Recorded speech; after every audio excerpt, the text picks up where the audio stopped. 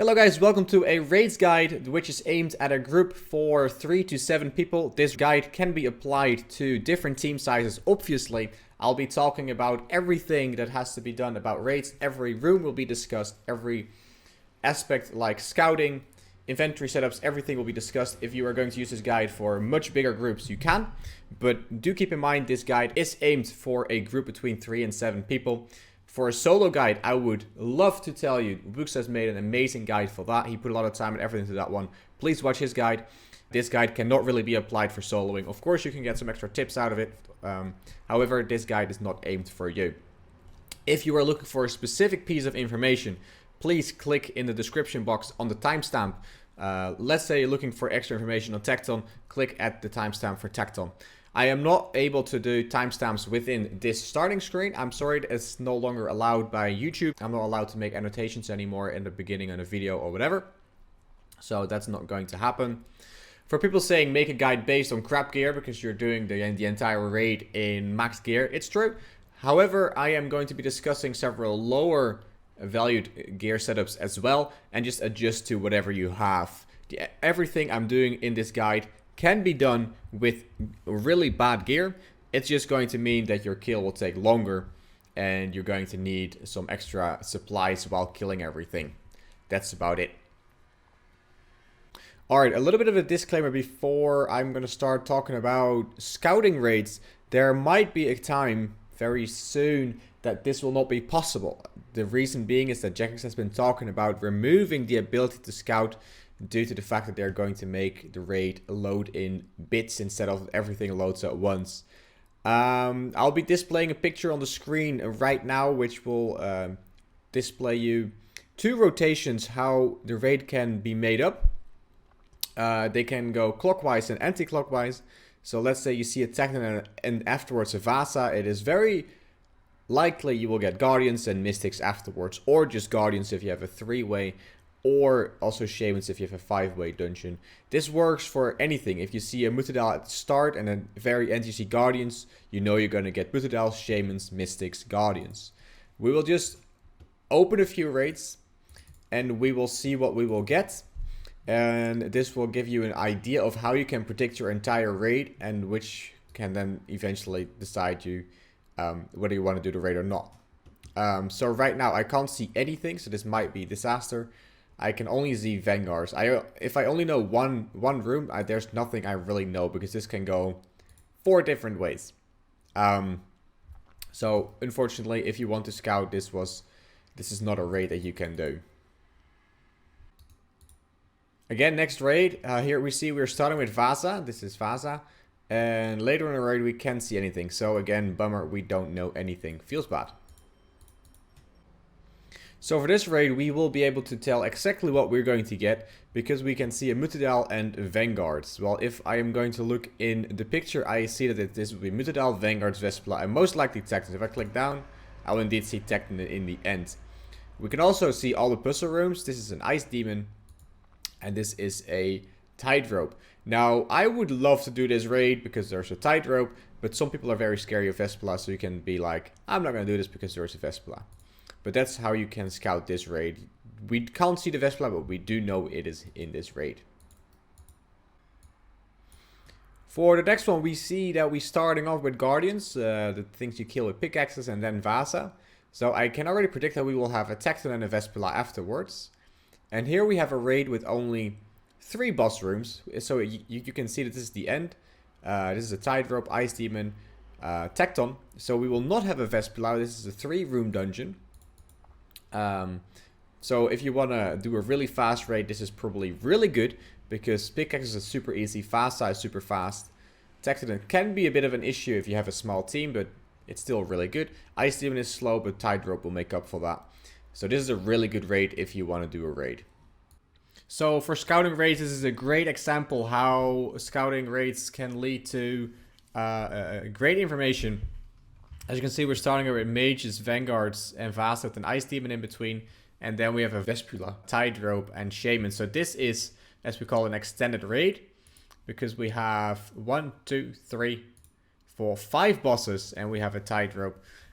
Which is a lot of points. It's a very difficult raid because normally Vespula is skipped, especially after already quite some troubles. However, it's great points. So here, next example, we start with Vespula, then Vanguards. Then we can see that we have most likely Mutadile and Shamans.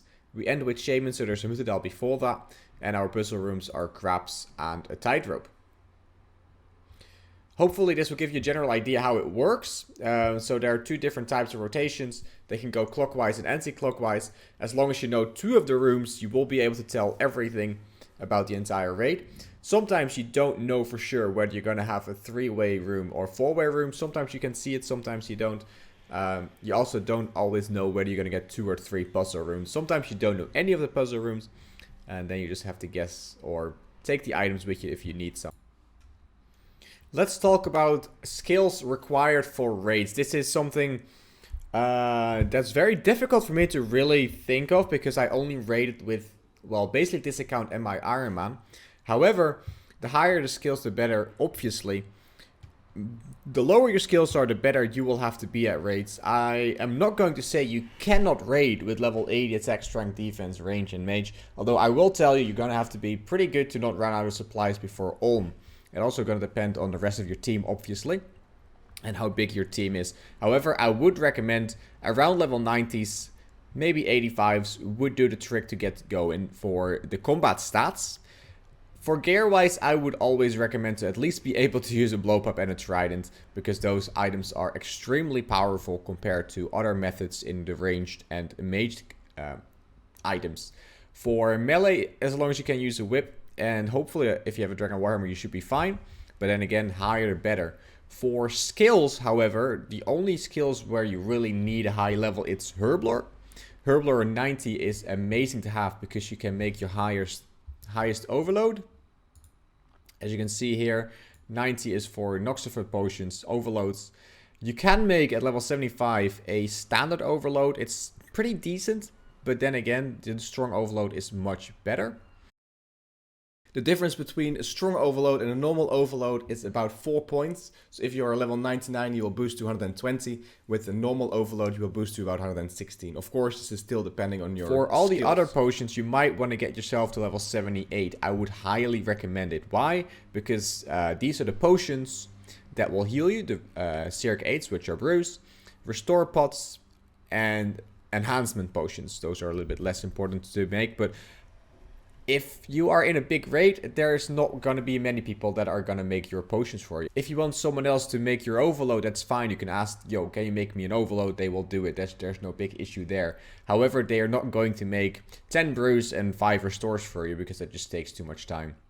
So if you really want to get into raiding, I would highly suggest get level 78. Otherwise, you're probably going to be stuck at the level 65 potions, and those are a lot worse, especially if you're not as good at Ulm yet, then you might really want to get the best potions possible. Highly recommended to get level 78. For the rest of the stats, you have Thieving. Thieving doesn't really have anything in raids that requires a certain level apart from the Thieving room. Now, there's not really a certain level that I can tell you, yo, you need to get this level exactly. You just have to be around a certain level of your team. If you are level 60 Thieving and you're going with level 99 Thievers, you're never going to be able to help in a Thieving room, ever. However, if your entire team is around level 60, it's just fine. There's no issue whatsoever. So just look at your Thieving level, and maybe you want to get a few extra levels if you are close to the rest of your team. Another skilling level is farming. You don't need high levels at all. Level 55 is required for Noxifer. However, they do tell the higher your farming level is, the less likely it is that the farm patch will die. I would say get around level 70, that will do very well. Of course, again, the higher, the better. Other skills are not required. We do not fish in raids. We do not cook in raids. We don't do that stuff because it's way too slow to do. And the rest of the skills don't matter at all. Mining, however, is nice to have higher for the Guardians, but then again, you don't really need it. You're just going to miss out on points if you have a very low mining level. This is a place where I lack on some points because my mining level is low. If your mining level is super high, you will hit a little bit higher on the Guardians with your pickaxe. And now let's talk about what gear do you want to bring into raids. Obviously, The more money you have or the more items you have, the better the gear is that you can take into the raids. I've set up 6 different setups and inventory setups for you to have a look at and decide what you can afford and what you have to bring into the raid. I personally really like to use full Bandos and full Armadillo in the raid itself due to its defense, and Bandos is really good anyway. And at this several bosses, Armadillo is better than Void ranged. Several bosses, Void range is better. A lot of people do like to use Void. Feel free to do so. Don't listen to me if you think that Void is better compared to Armadillo and Bandos. Everyone has its own preferences. Please take a look at these pictures. There are several things that I would like to talk about. One, the bottom row contains 3 items, which are items that you might or might not need. If you are scouting raids, then there are several items that you want to bring for certain bosses. Let's just talk through every of them. For Tekton, you are going to need a Dragon Warhammer and preferably either a Hasta and Crush, a Bludgeon, and in small teams you might want to bring a Elder Maul, because if the Dragon Warhammer specs fail, you are going to need a weapon with a very high accuracy such as the Elder Maul.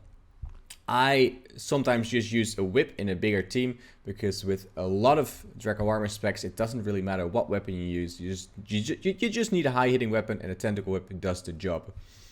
For Vespula, you're going to need a blowpipe to kill Vespula itself, and a long ranged weapon such as an armored crossbow or a twisted bow to kill the portal. You're also going to need either an anti-poison or a Semview, and a stamina dose might help out quite a bit. For Vanguards, you're going to need all 3 combat styles, so a ranged weapon, melee weapon, and a mage weapon. For Mutadile, you need a blowpipe and or a twisted bow. If you don't have a twisted bow, just use a blowpipe altogether.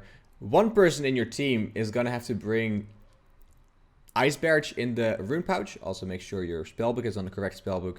And it is very nice for if one person can bring a Zamorak Godsword to freeze the big Mutadile. The big Mutadile has a very high magic defense, and it's very nice to use a Zamorak Godsword because you might splash about 15 times in a row, even in Ancestral Robes. So have one person in the entire team to bring a Zamorak Godsword if there is a Mutadile. For Vasa, we always bring a Hasta. Hasta works amazing on stab on the crystals. You can also use a pickaxe in theory, although I like to use a Hasta way more. Draco Warhammer spec, of course, for Vasa, and then the blowpipe or twisted bow on Vasa itself. Twisted bow is a lot better than blowpipe. If you don't have it, blowpipe is the way to go. Shamans will need you a anti-poison or Semview and a ranged weapon, either blowpipe or twisted bow. Skeletal mages, I bring a Salve Amulet EI. It increases my range by 20%, which is huge, especially if you're in a big team and you want to get some points yourself and want to get through the room relatively quickly. A Salve Amulet is the way to go. For Guardians, you are going to need a pickaxe, which is either a Dragon pickaxe if you can afford it. In these setups, you see an Infernal pickaxe. Those are exactly the same. Or take a Rune pickaxe with you if that's what you have. For the puzzle rooms, for the crap room, you don't need much in a big team. You just need a melee kind of hitting weapon, which could actually be your feet, I think. A ranged weapon and a mage weapon to color the crabs correctly. For Tightrope, you're only going to need a ranged weapon.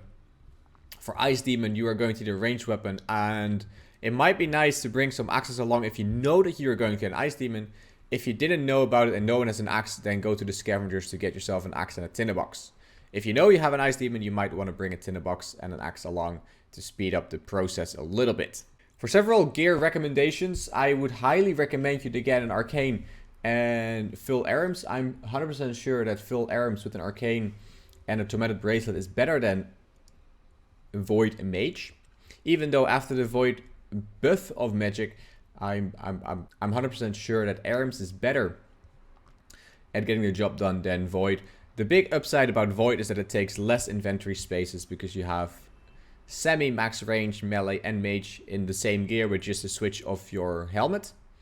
So you can bring along some extra switches. That's why in the bottom left picture you can see that I'm bringing an extra boot switch and a ring switch. The more switches you bring alongside a Void, the better it becomes. So do keep that in mind, if you have the ability, of course, to bring those items along. Now, there are 2 pictures with a Crystal Heli in the inventory. Not everyone can afford a 60 million worth Dragon Warhammer. If you don't have that, you can also decide to take a Bandle's Goldsword with you. The team will like you a bit more for that one. The Crystal Heli is generally considered as a point-hogging weapon because it hits very high, it kills stuff fast, but it also means that you are going to get the points and the rest of your team is not. So that's something that you might want to discuss with your team, whether you are allowed to bring it along.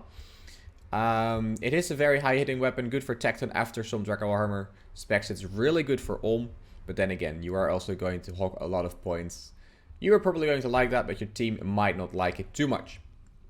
For shields, in the high-end setups, I just take the Arcane and the Dragon Defender because I don't have a need for a shield while ranging because of the blowpipe and twisted bow. If you are bringing an armored crossbow along, you might want to consider bringing a Odium Ward. There's one picture with an Odium Ward in there. Also in the medium setups, you might want to think about bringing that along, because it does increase your damage output. Do think about what kind of switches you want to bring. The more switches you bring, the more damage you're going to do, but also the faster you're going to run out of supplies. It's definitely going to depend on how good you are with raids and how many supplies you are going to need during the raid itself. You can always bank several switches before Ulm if you think that your team is not good enough, or if you think that you might not succeed well enough. For amulets, I would always recommend to bring as many switches as possible. So for magic, the occult; for range, the anguish; and for melee, the torture. If you don't have access to about 20-25 mil for amulet switches, just bring a fury. I would highly recommend the occult though for magic because it's a big increase. It's a very, very huge increase in damage. As a secondary note for the rune pouch, one person in your team will have to bring water spells, which can either be just a mind rune spell or a blood rune spell. For water spells, doesn't really matter that much. The only thing that does matter is the level it's required. I always take a low level 1 Gale's Runes, because if you are brewing down and someone gets caught on the fire and you haven't restored up yet, you will not be able to use your spell and then your friend might die. So I always take a Gale's Rune spell, but it doesn't really matter that much. Only one person in the team needs to bring it. Other people in the team can either bring Ancients for Vanguards and Mutadile. And sometimes it's nice if one person brings Humidify on Lunars, so he can fill up the vials during the Ulm prep.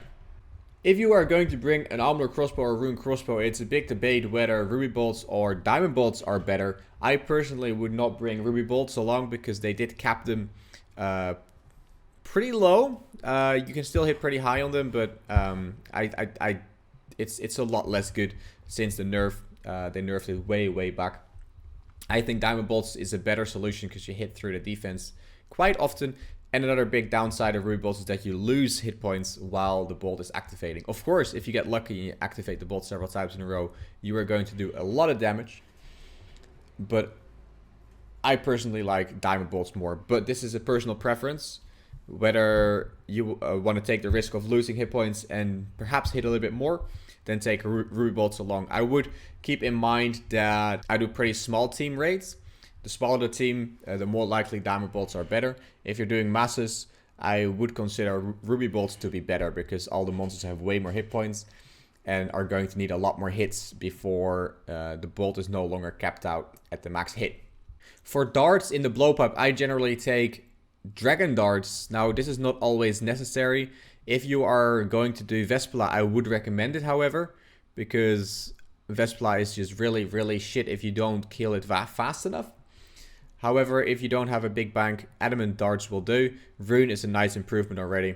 If you are a high baller with the max setup, I would just bring dragon darts because you will profit anyway. You'll profit a lot, and it's very nice to have dragon darts in there, especially for Mutadile and Vespula. If you are left over with some free inventory space, you can always bring an anglerfish along. That's what I do. You generally don't need all the extra items in your inventory, such as the pickaxe, hasta, and salve. If you have to bank one, then take an anglerfish out of the bank, which you can eat to boost up your hit points a little bit more if you need to equip a two-handed weapon. So let's talk about alts in a raid. So this time I'm just with my alt in this raid, while I'm going to talk you through what I do on my alt. So If I were to start a raid right now with an entire group with people, and this would be my alt, I would just leave it in this room, killing scavengers, AFK with auto retaliate on, clicking here and there, while the rest of the team is killing shamans. This would be an ideal raid for an alt, by the way, because I'm just killing scavengers here, and while the rest of the team is getting seeds and continuing the raid, I can then walk over to the shamans when I have all the supplies ready, and then make the chest and make everybody happy. The reason why alts are so good is because there's not really a lot of downsides to it apart from the raid becoming more difficult. So it might not be the best choice to do when you are starting off with raids. However, one thing that's really nice is that you will never have to kill scavengers on your main, unless you're an Iron Man, but you will not have to do it on your main because, well, the alt is doing that for you. It is probably even saving you time because the alt does scavengers, but also farms herbs, and if the alt has the level for it, it can also make the potions, and this will save you a lot of time. Most of the times, the alt is done with farming at least when the raid is done. You might have to make your own potions, but that's about it. You do have to keep track of how many drops you are getting. Of course, you're gonna need 4 plank for a chest, about 15 juice per person in the raid, and about 5 mushrooms per person. And Sicily will always have enough because you only need 2 per person. If you have a 5-man team plus an alt, you're going to need 5 times 15 juices, which is 75 juice. And you don't need to bring the alt into the Olm room. That's one of the very few downsides. You're not allowed to log out with your alt, because then the raid will remain just as difficult, but you don't get the extra points for it. The extra points is the reason why I really like it, because you're basically doing a raid with 5 people, which was designed for 6 people or even 7 people if you bring 2 alts in, if you're feeling brave. That's what I've been doing lately. And which means that you get more personal points, and more personal points means more items, more drops on your name, and you don't have to, if you're doing a 5-man raid with 6 people, you only have to split with 5 people. So you're making a lot more money at the cost of a little bit more difficult raid, and I am willing to do that. I really love it. I think it's great to do raids on an alt. Do bring humidify, by the way, so you can fill the vials relatively quickly, so I don't waste time on doing that. So you also don't have to bring humidify on another account, which is it just all adds up. Another thing is bring iron axes and tinder boxes with you. So if you get Ice Demon, make the chest, put the axes in there, put the tinder boxes in there, and the team doesn't have to run back for the scavengers to get themselves an axe if they've forgotten one or whatever. I would say if you get a little bit good at raids, use an alt. Next up is Tekton. For Tekton, it's very useful to have Dragon Warmers in your team. If you don't have Dragon Warmers, this is a very, very difficult boss. Other than that, it's relatively simple. You make sure that everyone stands as far away from Tekton as possible. One person makes him lure all the way over here. You pray melee, pray piety, and you hit your Warhammers on it. And then you have to run clockwise, anti-clockwise. This is still anti-clockwise, Thomas. And you want to step on the last step possible of the boss and then run to the other side and try to run at the same speed as the rest of your team. I only used one special. Why did you do that? That's weird. This way he will never really hit you too much. Sometimes he gets a hit in, which is unfortunate, but other than that, it's pretty easy. I find it pretty easy myself to use a Hasta or a whip over the maul. The maul just generally hits too slow, and then you get hit by it, by stuff, which is pretty painful. And that went the wrong way. I think this is really bad. We can run around. Never mind. So he will do his attack and then move towards the other side. And if you just keep running around like this and make sure the hit points stay a little bit high, you can do some nice damages and don't get hit at all if you do this correctly. And the reason why I say the last step, which is exactly here right now, and then right here right now, is because there at that spot there has to be someone. If there's no one there, then Tekton will move to its anvil instantly, and he will heal some defense, he will heal hit points, which is pretty bad. So for this Tekton, I decided to take a Zamorakian Hasta, because that's probably what most people are going to use. So again, you just stand ready, one person lures Tekton over, you stand all at around the same location. Use your Warhammer specials. I failed, we all failed, that's very nice. We have one hit in, that's pretty terrible. Luckily, Even a miss will do some damage. That's nice. Or at least lower some defense. So again, you just stand all the way. Let me just catch up a little bit. Step all the way to the end of the line of Tekton. And you make sure that you run away again. Find yourself your nice little square again. So you avoid all falling hot lava rocks.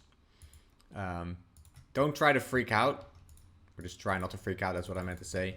Because then you will just get absolutely damaged a lot. So yeah, you just run around again. Make sure that you run in the correct order of things. And try to run with everyone of the same team.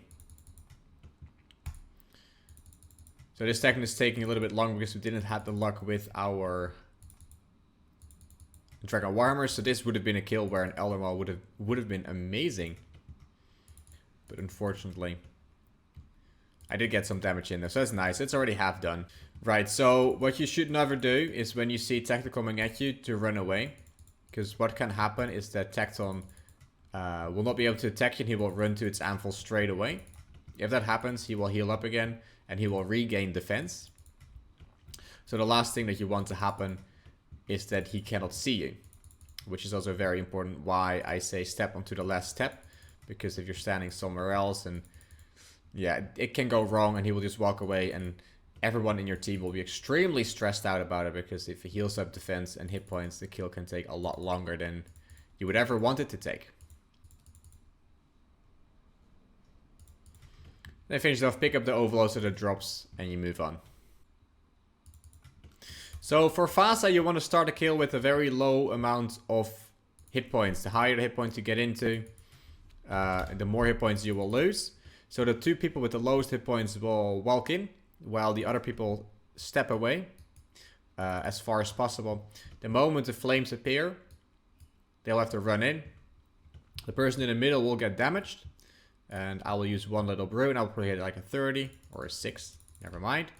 Prey range, prey pie. To use your Dragon Warhammer spec. After you've done that, you switch to your range gear and you start ranging him. The moment you can't do that anymore, you walk towards the crystal he is at and you use your Hasta on stab.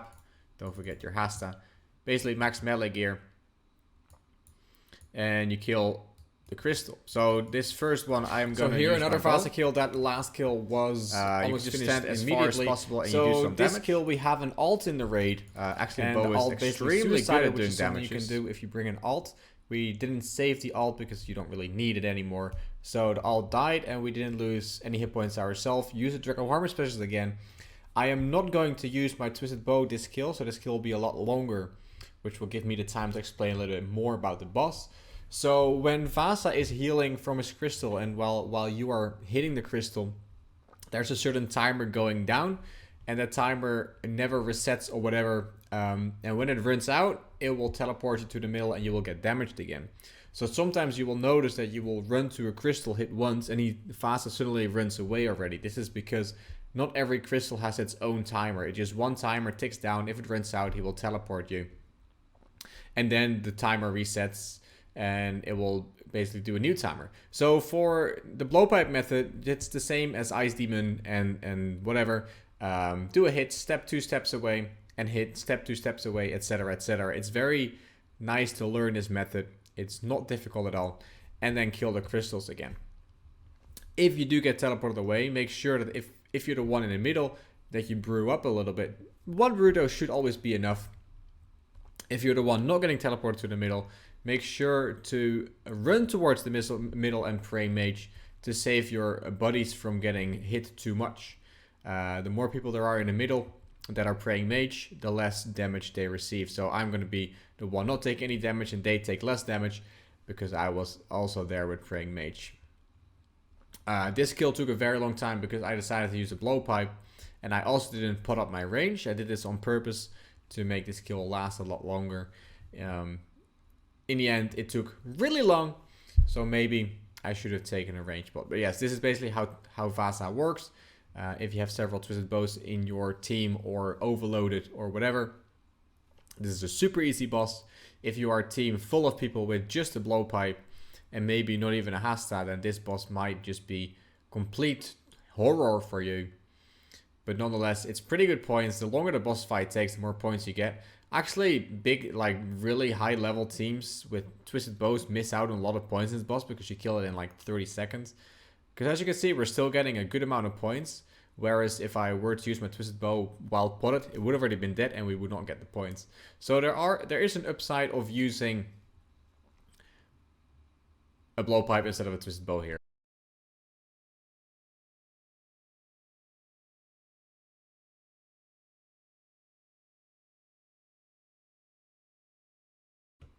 So before starting Vespula, there's a couple of things you might want to keep in mind. And that is, do not stand too close to the room unless you're actually going in. Because if you stand really close, everything will activate already. And things will start. And you don't want that because the grubs will start to heal. And that is very bad. If the grubs become alive, the portal will heal to full. So when everyone is ready, you can run in and go. So what I'm going to do is I'm going to be the one healing the grub. So I'm going to grab some plant material. I'm going to need 3 for every grub that is alive. One extra note is very nice. If Vespula is on the ground, it's very nice to use your Dragon Warmer spec on it. So your ranged weapon afterwards will hit a lot better. This will make the kill go much faster. So what's the thing with Vespula though? You want to hit 8 times with a blowpipe and then you want to... Let's heal this one up. You want to hit 8 times with the blowpipe and then you want to hit the portal once. The moment Vespula is on the ground, you want to hit him with either your armed crossbow or Twisted Bow. So he's on the floor now. So now you can hit 3 times onto the portal. If you're in a big group, it is nice if one person can melee Vespula. That's really bad, I'm not sure. Meleeing Vespula is very nice because that will make you able to hit 4 hits on the portal instead of 3. So Tree Elijah is now doing the job of attacking the portal. Every 8 hits, he is hitting the portal. Every 8 blowpipe hits. And when Vespula is below a certain amount of hit points, then you can equip your bow again. And you can start hitting the portal for at least 3 times. Keep in mind that hit points might go down relatively fast here. So make sure to run away directly after your 3rd hit. Otherwise you might get damaged quite a bit. So portal is now half hit points down. I am keeping my eyes open for all the Lux grubs.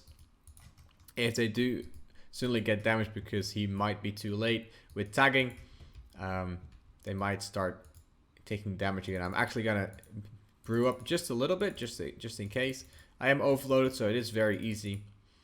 And he is gonna go down in just a second now. So he just did it just in time to make sure that the grubs were not taking any damage. However, it did make so that Vespula is taking a little bit longer to go down, but it's all good.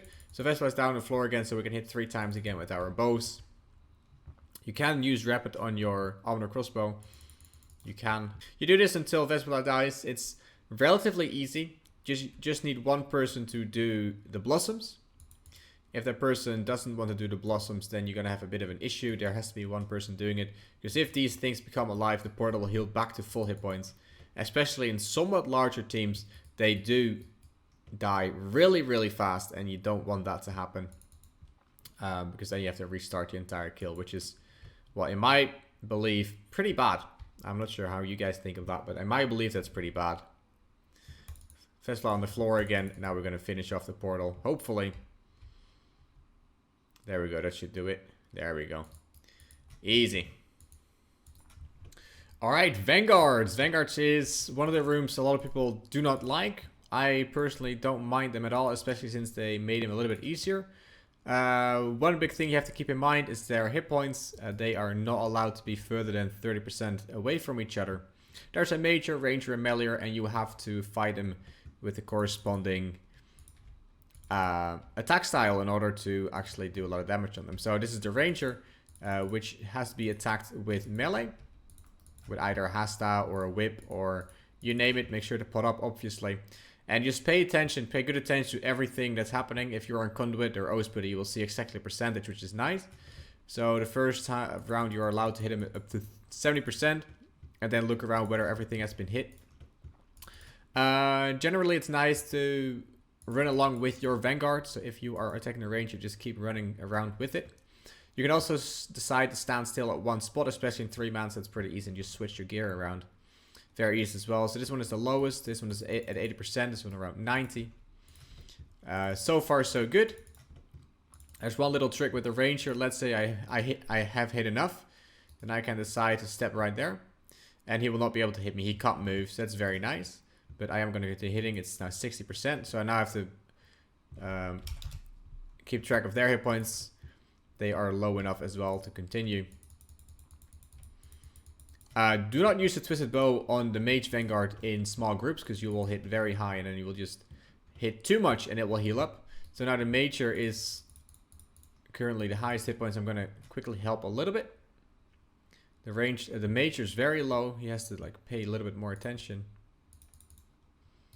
I might actually get destroyed right now by the Ranger. Why I did not stand under it, I don't know. That I should have done. I should have just stepped underneath the Ranger so it would not have hit me.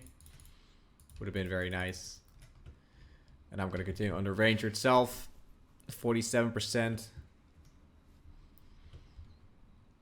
And I'm at 33%. So you want to try to get everything just below 30 before you continue.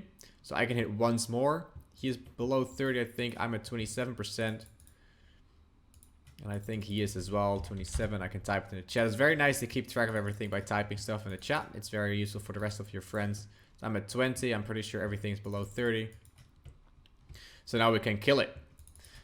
So good communication with the people in your team and or good looking around will save a lot of frustrations, because let's say we made a mistake and they all heal right now. We would have to do everything over again. And you don't get extra points for it. So that's really annoying. So Vanguards do drop a Bruise, Restores, and Bruise. I said Bruise twice. I mean Overload. Sometimes an Overload actually. Which is very nice to have if they do, because then you can use those in the raid itself. And that makes the raid a lot easier. Overloads do matter quite a bit, especially for ranged. And I got an Overload. Feels good. Alright, so for Mutadile, there's one thing that you can do. You can either in a small team cut down a tree. That's something you never do in a bigger team. What we do here is you just equip your max range gear. And in the room I will make inventory space for my blowpipe. And you will just kill the little guy. The moment he is close to half hit points, the person with magic will throw a barrage at it. And then just keep hitting it until it dies. And let's move over from there. Let's go.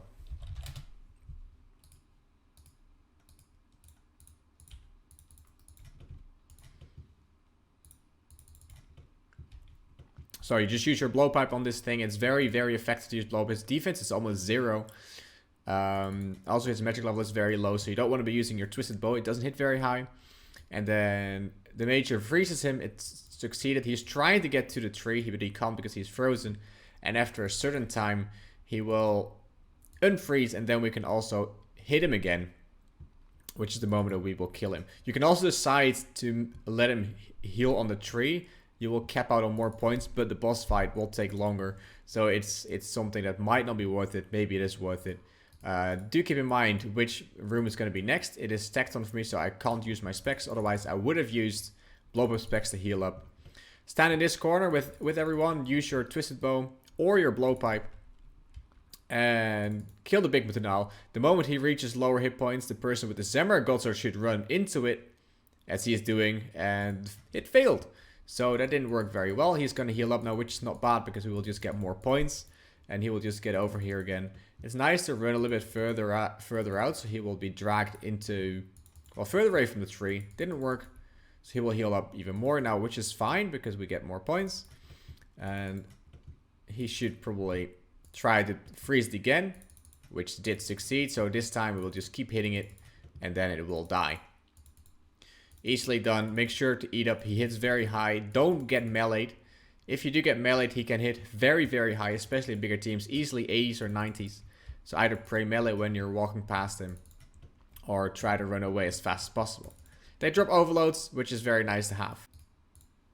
So when the pickaxes are coming up, you will have to equip your full melee gear and your pickaxe and make sure to put up super combat. There is an opportunity for you to use the stamina pot, which is something I will do. And of course your super combat. So there are different ways you can do this. You can just keep your run on and click attack and move away. And try to get into sync with other players. There's another method that you can do is without the run option on and just click attack. And the moment you hold shift down while running away, you will run away.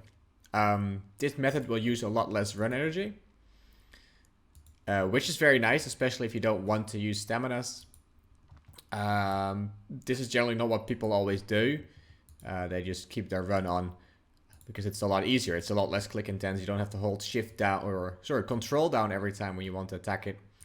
So yeah, try to get in sync with someone and not fail. Because this way you don't really get attacked at all. And you just do a lot of damage and you get your points just fine. There's not really anything else you can do in this room. You just kill them. You get some seeds. If you have space, pick some seeds up. If you don't have space, then too bad that you will get them later. So it's not a big deal either. The mage room is one of the easiest rooms in the entire race. You just need a salve amulet to make it go faster. A ranged weapon such as a blowpipe, an armed or crossbow, rune crossbow, or a twisted bow. If you're using void, a twisted bow will most likely be better. If you're using full armadillo or hides, a blowpipe is probably always better.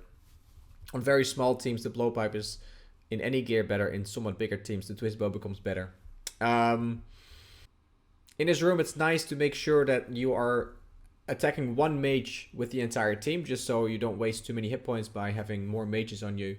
It's sometimes a little bit difficult. It depends on the layout of the room. Sometimes you're getting attacked by two. It's nice to have a twisted pot or an overload in these rooms.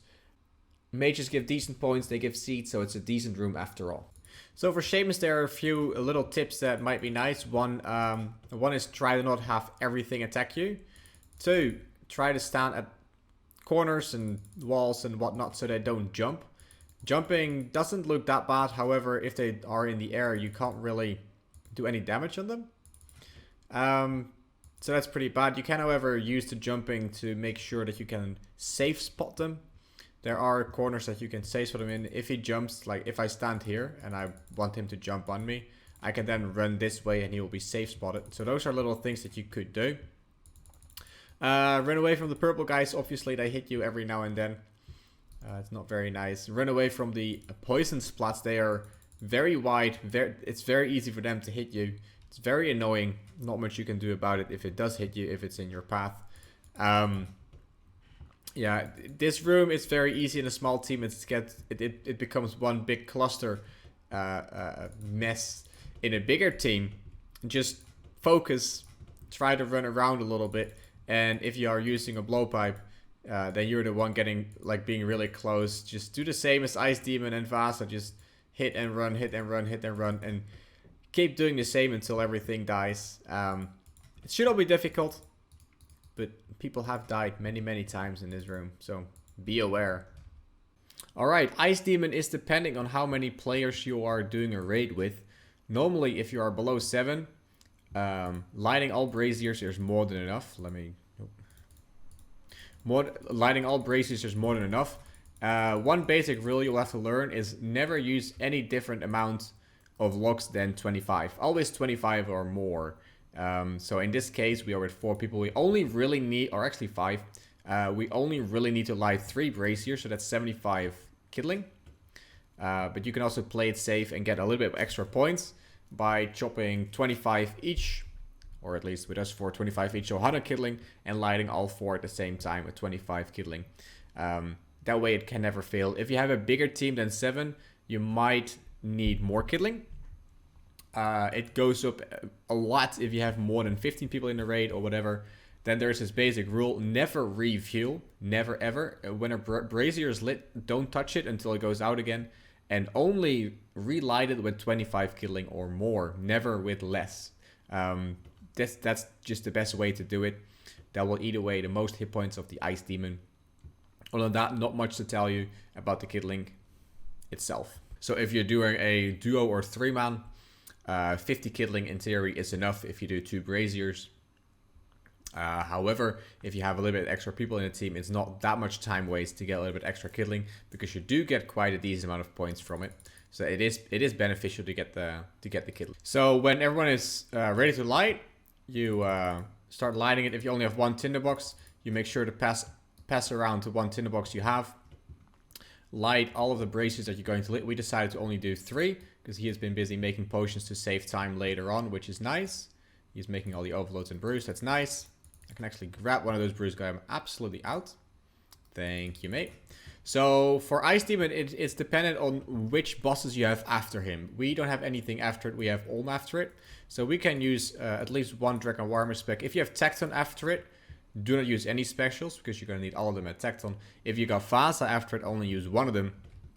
Because using one Dragon Warhammer spec on Vasa is very nice. So just wait for him to wake up. You pray range and piety for the spec. You put up a little bit because you do want to hit the special. I hit, he hits, that's very nice already. We don't really need to hit more, so I will just keep those. Oh, let's equip range gear. My inventory is a little bit scuffed because of the chest. And then you just range it until it's dead. So I'm using a twist bow, so I can do this from far away, which is very easy because I can see the rock coming at me and then I just step 2 ways away. However, if you don't have a twisted bow, use your blowpipe. And the best way to do it is to shoot every time and walk in a little square like this. This way you don't get hit at all. You might need a stamina dose for this because you might run out of stamina. And yeah, this way you don't get hit at all. And you still output maximum damage because you're hitting all the time. It might take a little bit of practice to pull this off. You might not hit all the time when you click. It's a pretty fast clicking thing. But other than that, it's really easy to do after a while. And you don't hit it at all. Of course, if there's like 20 people running in the room, you might not succeed. But there you go. Easy enough. So the Tightrope room is one of the easiest rooms in the game. It's literally you click attack and you wait for it to die.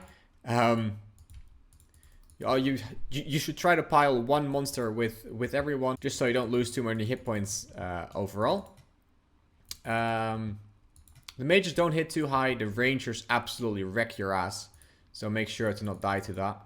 And when everything is dead, you collect the stone from the other side. Don't go over it when everything is alive, because they will eat you alive. They will all pile you.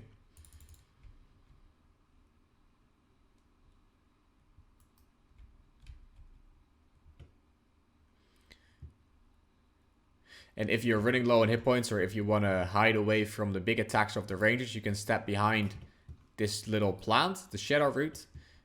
This will make it so that it can't attack you and the rest of the team can then damage. Of course, this will make it so that you don't get points yourself. However, you don't lose as many brews, which is very, very nice, because sometimes you're going to need the brews in the rest of the raid. I'm actually relatively low on brews already. I'm not sure where, well, Mutadile ate some.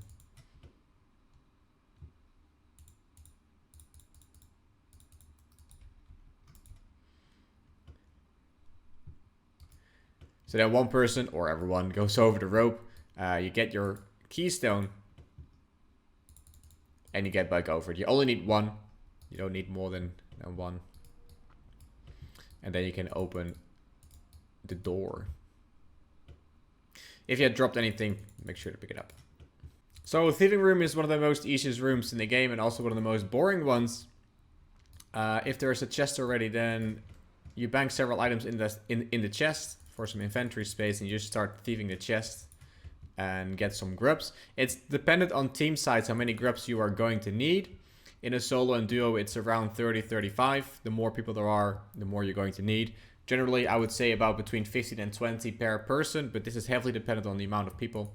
I could, in theory, try to find out exactly how many you need per person exactly. But if you're just raiding, you're never going to count exactly how many you have used, and you're also not going to count how many other people in the raid have been using. It's a very easy way to find out whether it's done, and that's if you put a grub in it and you don't get points, you know it's done. Now, in small teams, it's nice to not rush putting the grubs in, because if he has ate everything and the thing is empty, he will start healing again. You don't want that to happen, although in a very big group you might do want to do that, because it takes a very long time for this thing to eat all the grubs if the team is very big. Let's say everyone, like, let's say 10 people put 10 grubs in at a time, will literally take minutes before he eats everything. So that's what you have to decide at that point, whether you have a big group or a small group.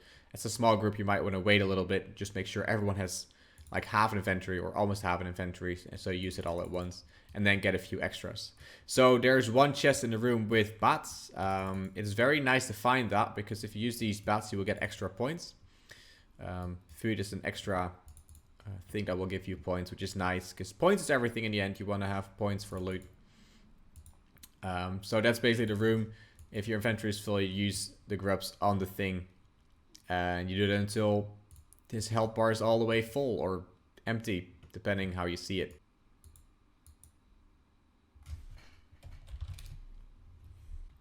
So for the crab rooms, there are several things you want to keep in mind. One, crabs like to interrupt with everything that you do. I will try to just look down on this and let the team do this. So what you want to do here is want to look at how you have to do this this raid or this room. You see the blue crystal there, black one there, magenta one there, yellow there, and you want to move this light ball all the way towards these crystals with the good color. So black gets defeated by white. He's now going to do the magenta one, and that one has to be done with green, which is ranged.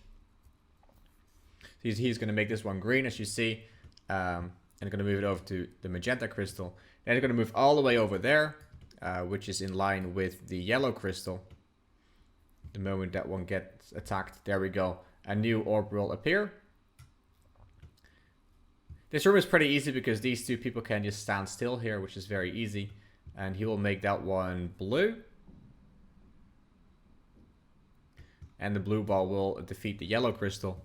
Then he will move over here with another crab for the last one, the blue one, which is defeated by a red crab.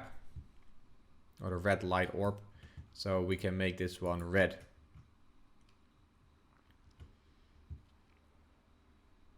And that will defeat this one. And once they're all white, the door will open and we can continue. So here's another layout for a crab room. This room is a little bit different. For this room you need a little bit of a better coordination. More people have to be running around. One person can stand all the way here in the north at the blue crystal. It's just standing ready for some action. Elijah is now going to do the magenta crystal with a green crab. He just slightly failed, that's alright. He's going to do it again. Going to make the crab green. Put a green orb towards the magenta crystal.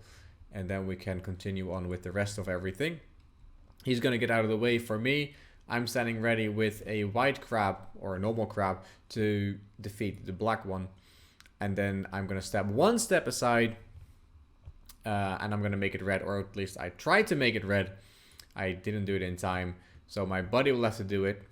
So for crabs to make it easy, you need 3 people. If you don't have 3 people, you're gonna have to use a dragon warhammer, because with a dragon warhammer you can stun the crabs, let them stand still for a while. The bigger the team is, the longer the crabs will stay put if you use the hammer on them. But in a 3-man team or more, you don't need to do that.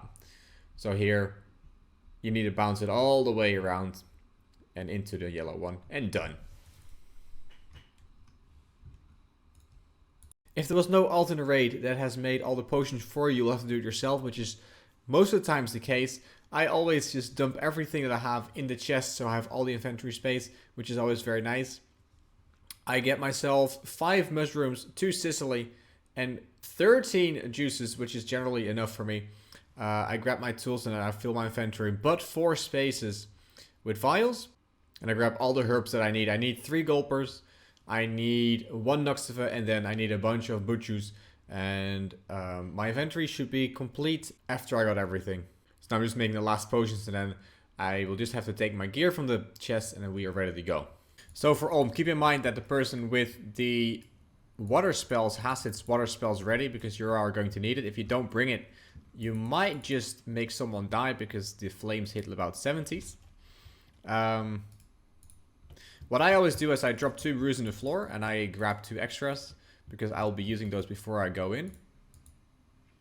Grab them from the chest. Make sure you bank everything that you don't need. I don't need my blowpipe because I have a twisted bow. If you don't have it, bring your blowpipe, because that's the best for the last phase. Don't need anything else of this.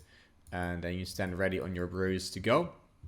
This is the inventory I take. I drop 1 of the ref pot. I use 1 brew. So I take 3 ref pots, 1 enhance and 1 overload. I take my mage gear, take my range gear, and that's all you really need. And then you just tell your team that you're ready. It's nice to wait for everyone.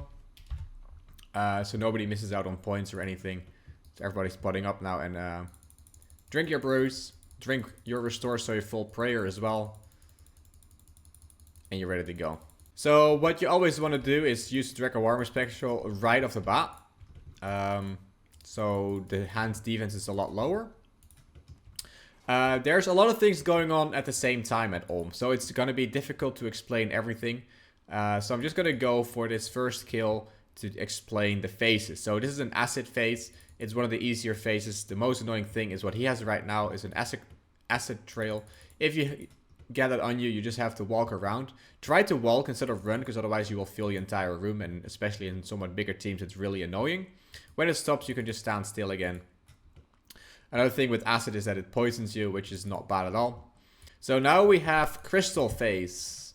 This Crystal Phase has several other lovely abilities, such as bombs.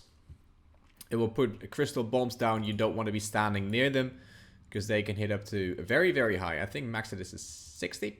The closer you get, the higher they hit. So just run away if you see them. Just stand away from them. They're not easy. Sorry, they are not difficult to get away from.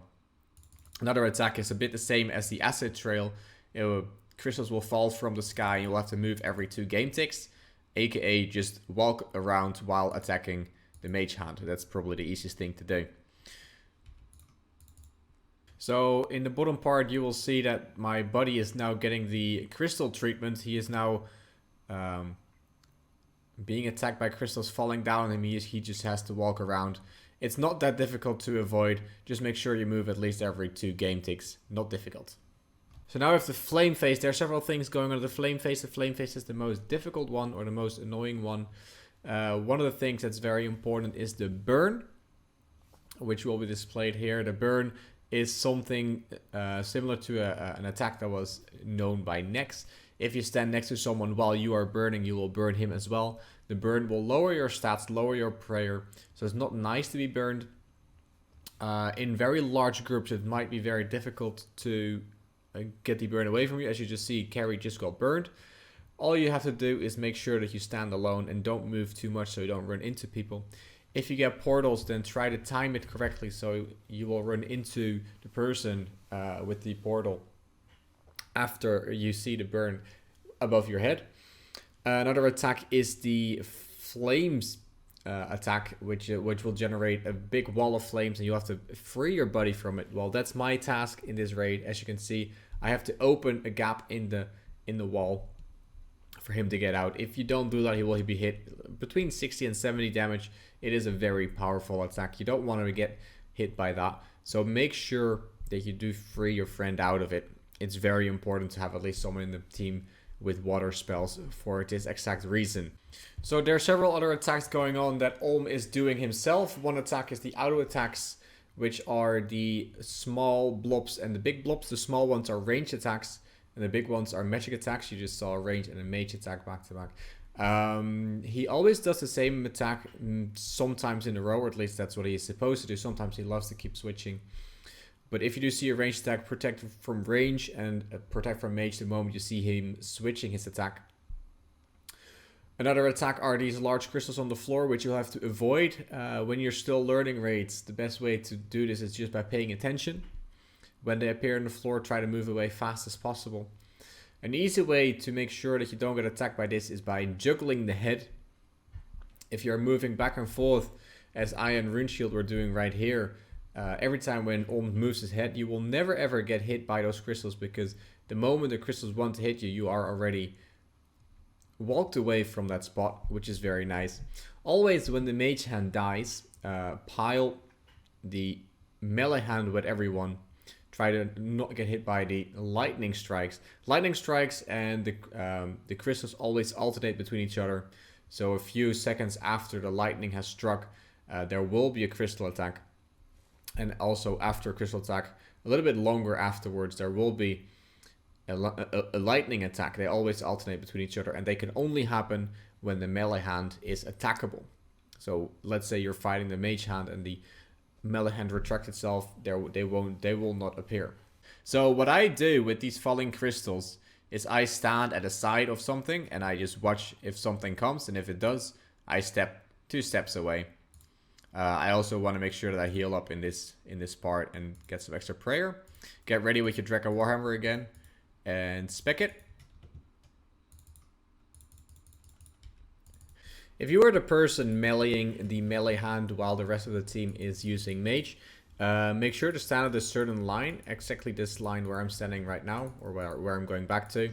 If you can't attack the mage hand, then put your Trident in a long range. You'll have to stand on this line exactly, because otherwise Olm's head will move towards the middle instead of moving towards you, and that will mess up the running mechanics for the 2 other players. So right now I'm just getting attacked once every in a while, which does mean that I am getting these stupid attacks like acid trails, burns, etc. You just have to deal with it, just walk away from it, or, well, deal with it. The moment the hand is attackable again, you attack it again at the furthermost south part, and in this case, keep in mind that the electric attacks and the crystal attacks are always happening unless you have done enough damage on the melee hand. The melee hand should retract if you do a lot of damage in a couple of seconds. In somewhat bigger teams, if you only have 1 melee, it will probably never retract unless you're absolutely going ham on it. But that chance is relatively small. But nonetheless, it's very nice to make sure that you stand on this line so the runners can do their job well. So there's this attack with teleports. It's a nice thing to make sure that everybody knows exactly where to go. And try to time it correctly, otherwise you're going to get a lot of damage on yourself and your buddy. The general rule that a lot of people do is at the thumb of the melee hand. Now, where this is completely fine and true, I do believe that a little bit more attention can be nice in smaller teams. So if you are being partnered up with the person killing the melee hand, sure, go to the thumb, yes. If you're being teamed up with someone who is running the mage hand, so basically running back and forth at the head, just run towards the place where he is going to, because the portal attack will last exactly up until the moment that person would want to run away from that spot again. It's perfectly lined up, so it's probably very nice to go there instead of to the thumb, but that's something you will have to discuss with your team. So again, I stand at the side of something and I'm watching whether crystals are falling onto me. And I just step 2 steps away if it is. When I missed that one. Just try not to get attacked by it too much. Sometimes it's unavoidable. Just run away from it accordingly. So the last phase, we use all warmer specs that we got left on it. And then one more whip hit and then run away. Because then the crystals will come. It's always the same. After 2 warmer specs and a whip hit, the crystals will come. And then after a couple of more hits, the lightning will come. We don't have any issues here right now. So it's very easy. This phase uses everything: acid, crystal, and flame attacks. So keep in mind that everything can happen. From acid trails to burning, as you can see here. So make sure to stop attacking the hand right when the teleports ended.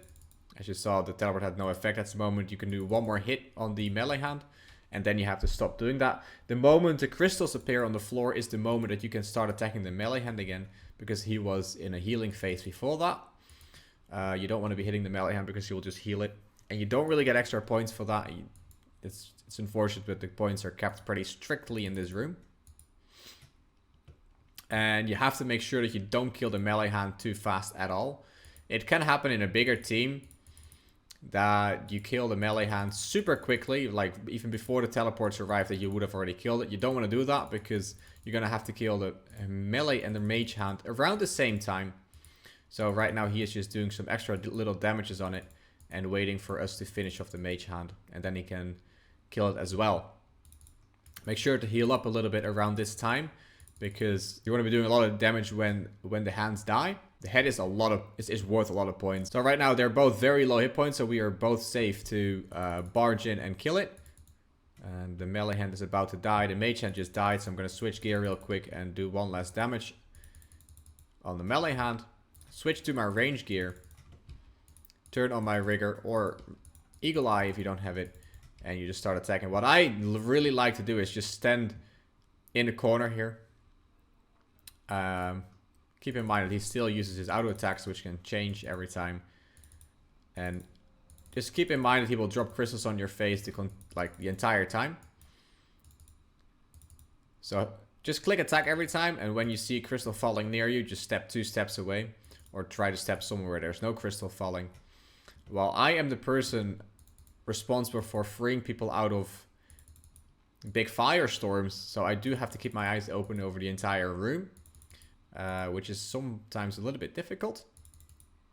But as of now, there has not been a single flame attack yet. So we might have to do another Olm for that to show. I don't think it's going to come because he just did a crystal attack. And he's going to die before he will do another attack.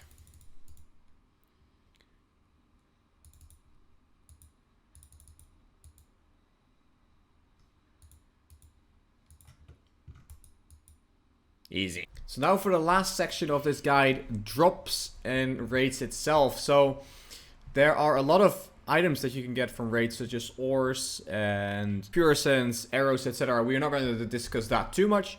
I do want to tell you, the more points you have, the more of the quantity you're going to get. Points don't really matter of which item you're going to get there. I think every item on that list is the same rarity, and just the amount you're going to get is based on the amount of points you have. So for specific items, this raid guide is not designed for masses, so you're never going to get more than 570,000 points. So there's just an easy calculation you can do based on that amount. So team points are the metric which determines whether you're going to get a unique loot or not. So if your team gets 100k points, you can make an easy calculation of 100,000 divided by 750,000 times 0.8, or the 80%, which is a 14% chance on an item. Or as Modkieran here has made it an equation of 258,000 points is a 40% chance. So yes, points is everything. A lot of people don't believe it because it's very difficult to see, but in the end, points is everything. The more points you get, the more chance on the loot, the more items you're going to obtain. So for who the item is going to be is all down to points too. Now this is a linear system. If you have half of the points of the team, you have a 50% chance in the item. If you have 1,000 points out of the 100,000, you have a 1% chance that if there is an item, the item will be yours. So that is also linear. So the more points you can get, the higher the chance it's yours. Of course, this does not mean that you're always going to get the item if you have the highest points. Because even with 1% chance there is, well, you guessed it, 1% chance that that person is going to get the item. Now there are a bunch of drops that you can get from raids, and the weighings are shown in the middle.